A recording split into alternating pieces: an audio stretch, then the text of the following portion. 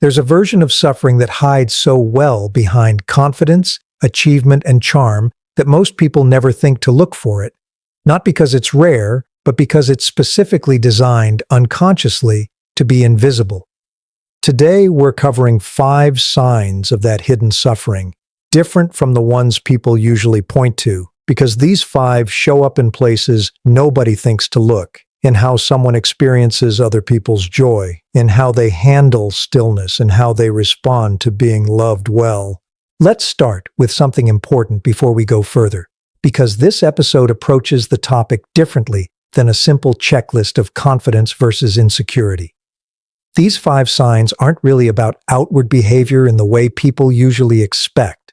They're about internal experience, what actually happens inside someone in specific ordinary moments most people never think to examine closely, because on the surface, everything looks completely fine. The first sign: an inability to fully experience their own good moments without measuring them against someone else's.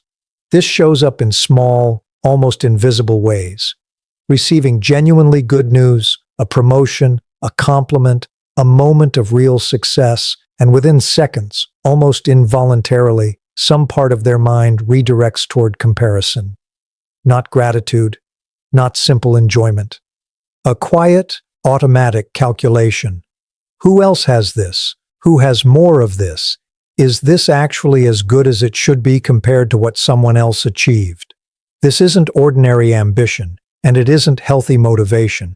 It's something much sadder underneath, an inability to experience anything as simply, sufficiently good on its own terms, because the entire framework for evaluating their own life runs exclusively through comparison rather than through any internal, independent sense of what's actually enough. This matters because comparison, at this intensity, reveals something uncomfortable.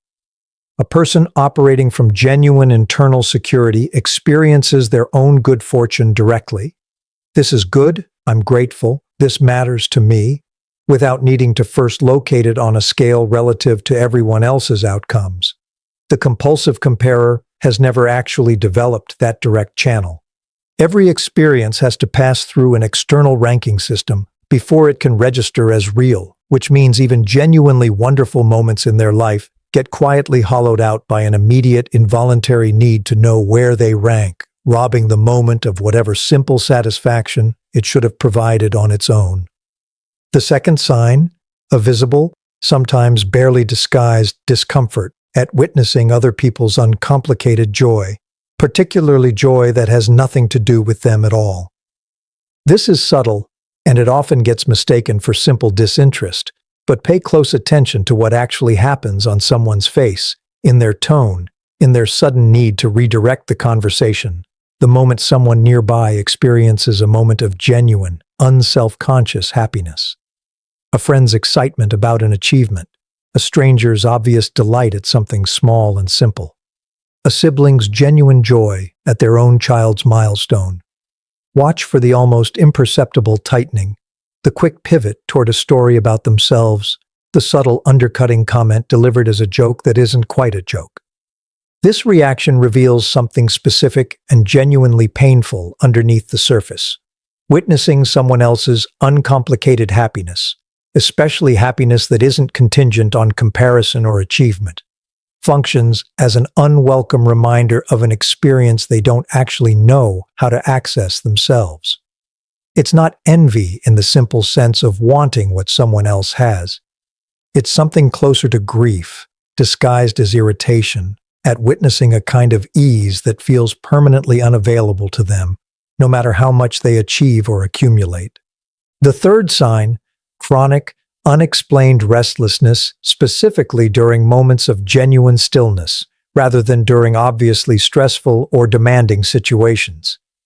This is worth distinguishing carefully, because everyone experiences restlessness under real pressure.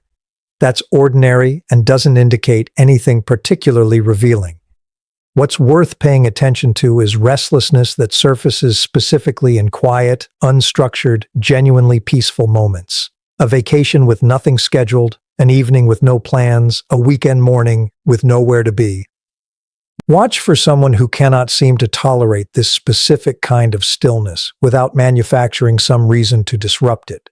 A sudden need to check their phone repeatedly, an inability to simply sit outside without a task attached to it, an almost compulsive need to fill silence with activity, conversation, or planning for whatever comes next. This particular restlessness reveals something specific. Stillness, for many people, is when the absence of external validation, external activity, and external structure finally becomes unavoidable.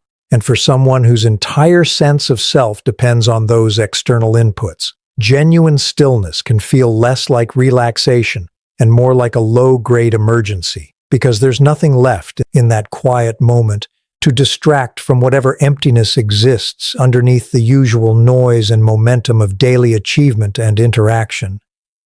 The fourth sign, and one of the more counterintuitive ones, a genuine, often visible difficulty simply receiving love, affection, or a compliment without deflecting, minimizing, or subtly redirecting it. This might seem to contradict the popular image of the narcissist eagerly soaking up admiration, but there's an important distinction worth making here. Eagerly seeking validation and genuinely receiving it are two very different things, and many people who chase admiration constantly are, underneath that chasing, remarkably bad at actually letting a compliment land. Watch for the instant deflection, "Oh, it was nothing," delivered not with humility but with visible discomfort, or the redirect, turning a compliment about themselves into an opportunity to praise themselves further in a different, safer direction, or the subtle argument, i.e., actually contesting a compliment rather than simply accepting it, as though being told something genuinely kind creates an obligation they don't know how to fulfill. This difficulty reveals something specific and sad. Receiving love or admiration requires, on some level, believing you're worthy of it without having to immediately do something to justify or extend it further. Someone whose sense of worth is entirely externally constructed often cannot actually rest in a compliment, because resting in it would require trusting that the good feeling is simply theirs to keep, rather than something that needs to be immediately reinvested into further performance in order to remain valid. The fifth sign, and perhaps the most quietly devastating, a persistent, subtle distortion of their own past, constantly revised to make earlier periods of their life seem better, simpler, or more satisfying than the complicated, ordinary present they're actually living in. This shows up as frequent, wistful references to how things used to be.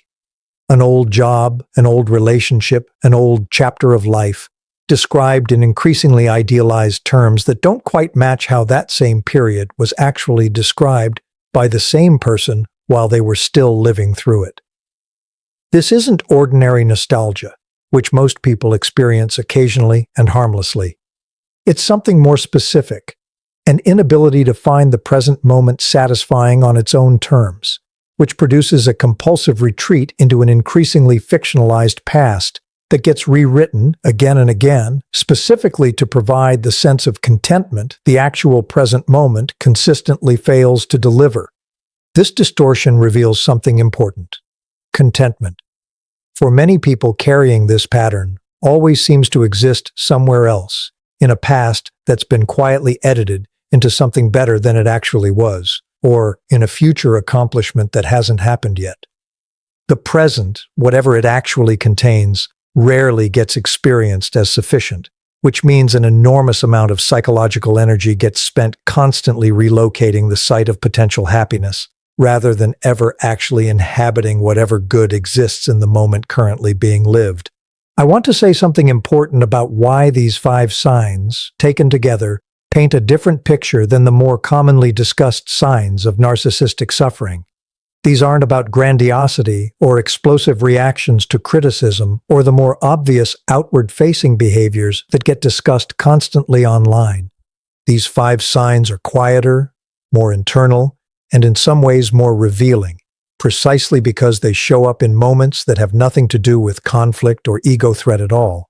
Moments of simple joy, simple stillness, simple affection, simple reflection on one's own life.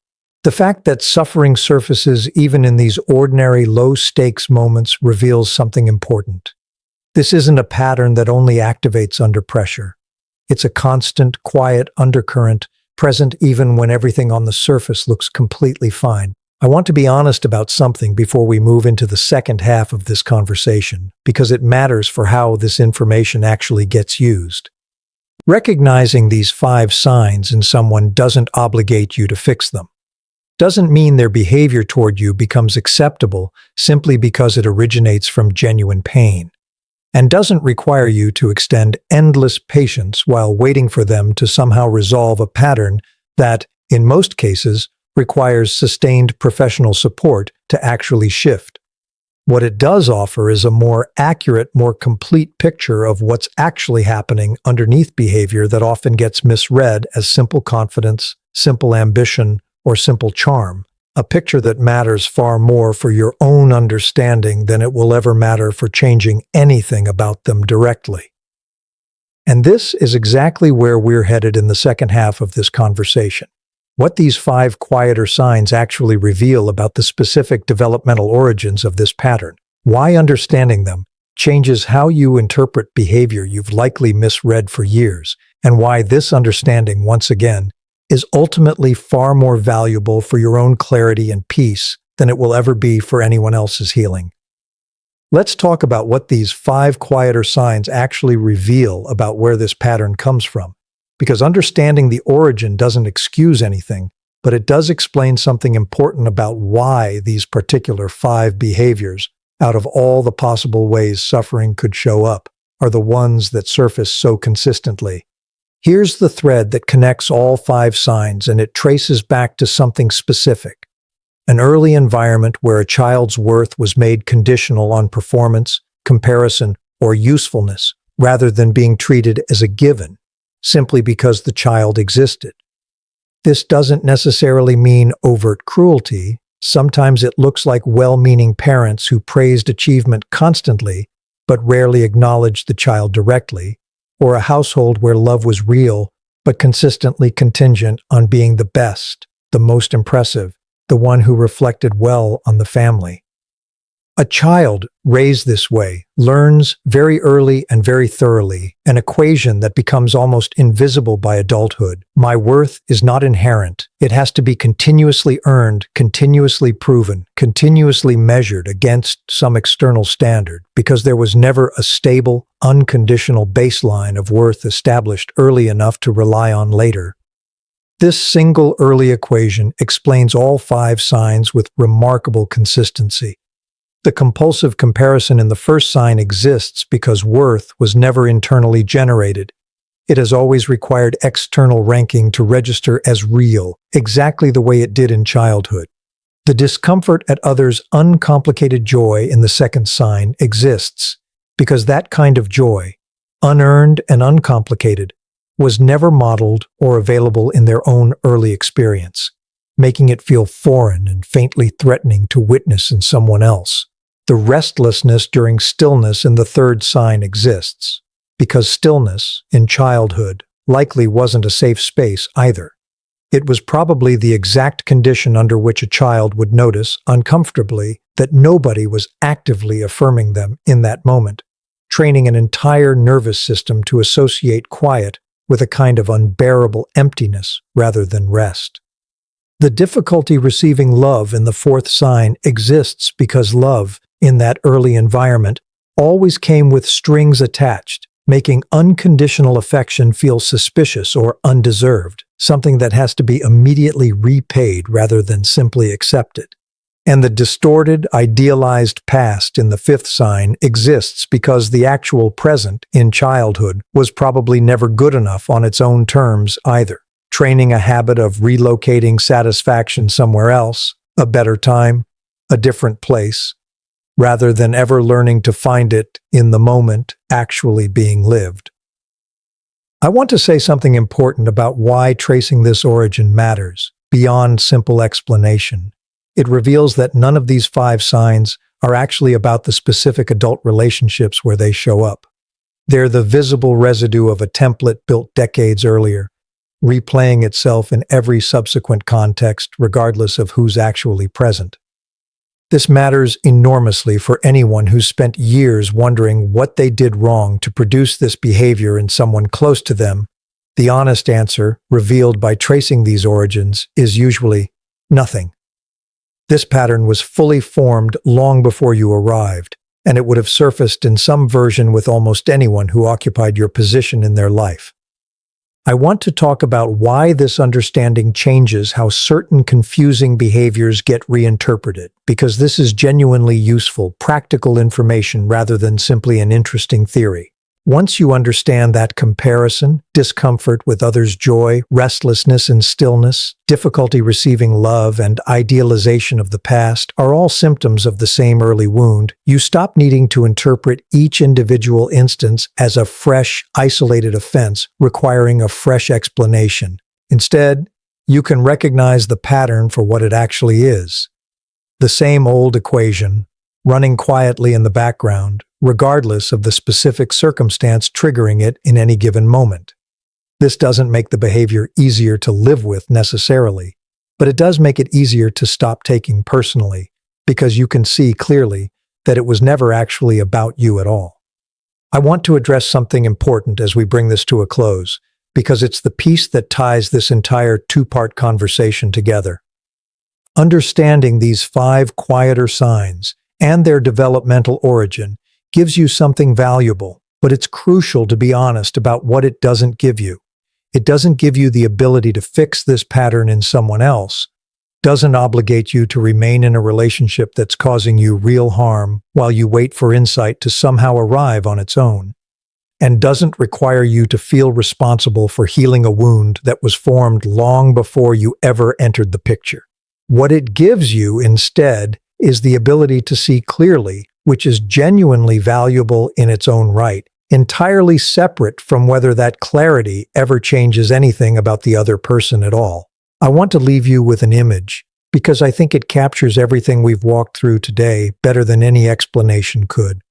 Picture a child given a cup with a small, invisible crack running through the bottom of it, handed to them so early in life that they never once experienced a version of the cup that didn't leak. Every time they try to fill it, with achievement, with admiration, with comparison, with anything the world offers that looks like it should provide lasting satisfaction, the cup fills for a moment, feels briefly, genuinely full, and then, quietly, through the same crack that's always been there, empties out again, leaving behind the same persistent thirst that sent them looking for the next thing to pour in. Because the crack has always been there, this person doesn't actually know their cup is cracked. They simply know, with growing exhaustion, that no amount of filling it ever seems to produce lasting fullness. And they conclude, reasonably enough given the evidence available to them, that they simply haven't found the right thing yet to fill it with, the right achievement, the right relationship, the right recognition, something that will finally, permanently satisfy in a way nothing so far ever quite has. So they keep pouring in more, faster, from more sources, convinced the solution is simply more volume, more input, more effort, when the actual problem was never the amount or the quality of what's being poured in at all. It was the crack itself, formed so early, so completely outside their control, that no external substance was ever going to be capable of filling a container that was never actually built to hold it. This is not something you can fix for them by pouring more carefully, more generously, more patiently than everyone else who came before you. You are not responsible for repairing a crack that formed years before you ever arrived, and continuing to pour endlessly into a cup that was never going to hold what you're offering, no matter how much of yourself you give, will only ever leave you empty too, standing beside someone who remains thirsty regardless of how much you've already poured. The cup can be repaired. It happens sometimes through slow, patient, professional work aimed directly at the crack itself, rather than at finding better and better things to pour in around it. But that repair was never something available to you to perform on someone else's behalf, no matter how much you loved them or how badly you wanted to be the one thing finally capable of making them feel full. Your job was never to fix the cup, It was only ever to notice, clearly and honestly, that it was cracked, and to decide with equal clarity how much of yourself you were willing to keep pouring into something that was never, through any fault of yours, built to hold it.